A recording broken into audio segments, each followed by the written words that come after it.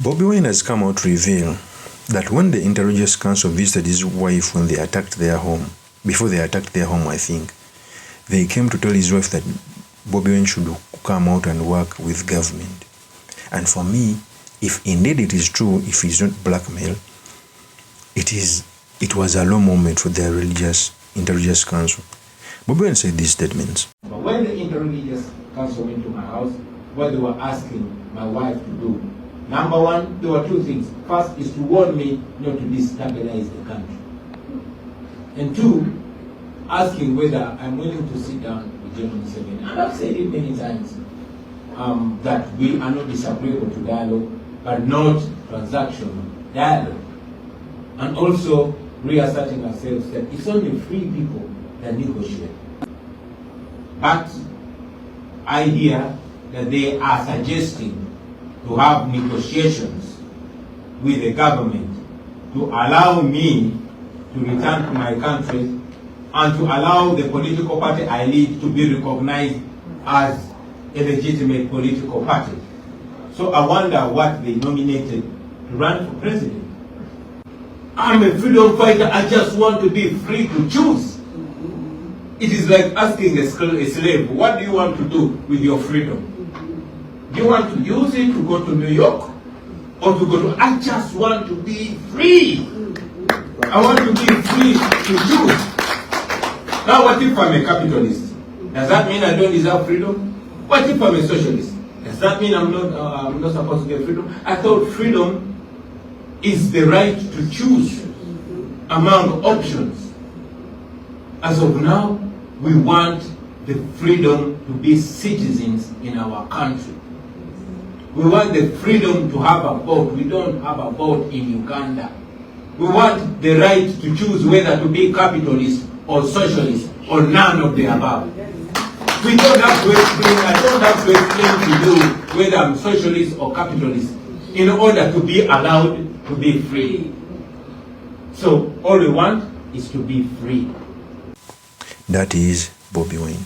First of all, one of the most toothless institutions is the Inter-Religious Council. The Inter-Religious Council has not come out to fulfill what they are expected of. To whom much is given, much is expected. I thought the Intelligence Council would be a pillar to reconnect with, to bring the country together, to speak about the injustices, but they don't. Because many of them are beneficiaries of the authoritarian. No, okay. Many of them have cases, so the authoritarian, there is a way you hold them. With the exception may be the Catholic Church and the Chebuli side of the Muslim, others are complicit with the dictatorship. They normally come out to speak, but not so much. The purpose of this video, I've come to talk about Bobi Wine's attack on the Intelligence Council, what it means for our politics, and most importantly, the study materials you can learn from the politics of our nation. But before I do this, I want to let you know that if you're into this channel, please subscribe. And if you're watching this video from a different platform, please head on to YouTube, type in Sula Mawagari. There's a lot of content of this nature. If geopolitics and economics is what you want, this will be definitely the right channel for you to subscribe to.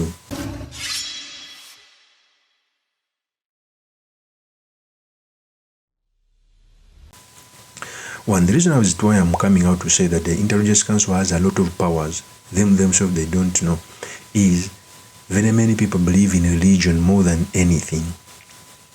Imagine if such things happen and they held a press conference calling it out as the council.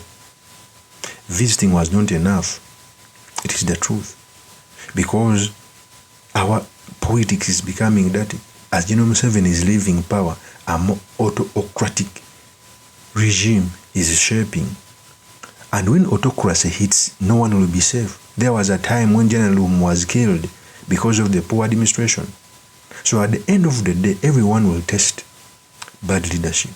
When Bobi Wine comes out to say that when they visited her, they told him to work with General Kaguta Museveni, if indeed it is true, it was a low moment. In other countries, the Intelligence Council can even spark a debate of constitutional changes, can spark a debate of a referendum, because they have so much power.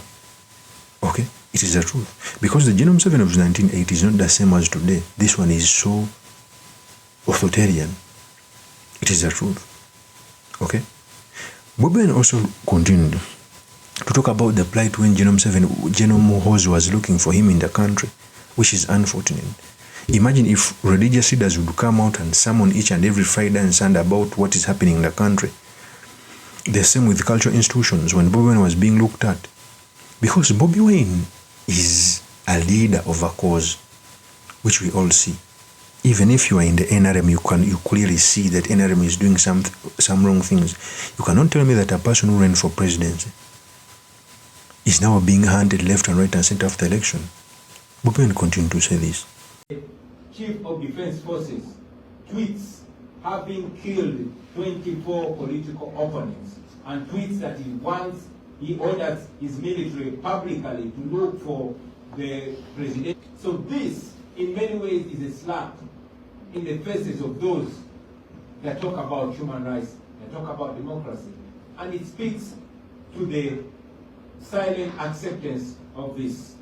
So I want to say this, that maybe this impunity wouldn't be happening. Maybe this dictatorship wouldn't be accepted. And maybe these authoritarian leaders would not be behaving like this. But because their actions are seemingly acceptable by the inaction and by the blind eye that is given to them, then it keeps growing. Now, abductions are the order of the day in Tanzania, they're the order of the day in Kenya. Don't be shocked when they are the order of the day in other countries. I could have gone on and on and on and on, but maybe I'll stop here. And I like to make my conversations interactive. I apologize, I'm still healing from that recent trauma. I tend to pinch myself to make sure I wake up from the order. We find ourselves in the United States and not in any country in Africa. Why? Because we believe that it is countries like the United States that will power and influence over authoritarians like General Museveni. We are aware that for a long time the United States was giving up to $1 billion annually to Uganda in security cooperation. So we have always been requesting not just the United States but other developing partners like the EU and the UK, that this aid should be conditioned to values that we all profess: democracy, human rights, and the rule of law. Unfortunately, it has many times played up as if the US and other developing partners are only interested in diplomacy and not democracy. And that we believe that the more we and you friends echo that desire, that is what's going to work.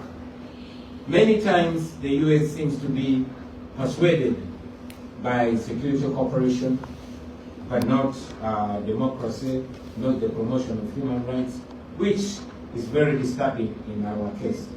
The President, the Electoral Commission giving 16 police officers to man my security, like they did to all other presidential candidates.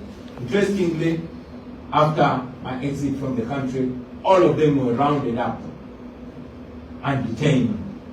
I'm told that 9 of them were dismissed from the police with disgrace. They are being accused of aiding me to exit the country, while others are still in detention. So much has gone on. Many political activists are still detained. Many of our comrades are still detained.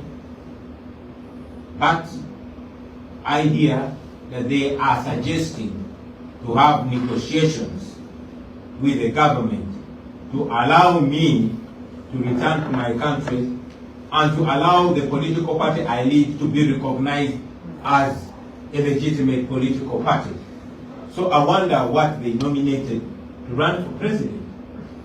I could go, like I said, I could go on and on and on, but maybe I'll take the questions. I thank you very much for listening to me, and I thank you. That is Bobi Wine. So for me, I keep on telling people that Ugandans should stand up to speak, most especially those in the positions of power like religious leaders, like cultural institutions. Buganda has always come out to speak out. There is a planned silence from Bunyoro Kingdom, from Toro, from Emorimori, from others, as if things are not affecting them. In a sinking boat, no one is a winner. In a country where a person runs for president and has to run away for his life, in a country when someone runs for president and someone attacks his home to break doors and everything, in a country that a presidential candidate is held as a rebel, in a country where in an election season some people are not allowed to campaign in certain areas and people still keep quiet, our generation will be condemned by God, because sometimes even just speaking up, people have continued to keep quiet. Even when you don't want Bobi Wine, at least come out and speak about the situation that he passes through. Not because you love him, because today can be Bobi Wine, tomorrow is going to be another person you like. I remember when Wesley was the leader of opposition, those who never liked Wesley keeping quiet. Today is Bobi Wine taking on General Kutam 7. Tomorrow it may be someone else. Of course, since my opinion is truly Mr. Makindi, Kabe Suleiman Magal. If you're into this channel, please subscribe, like, and comment so that I'm motivated to do more of such videos. I'll see you on another one. Peace.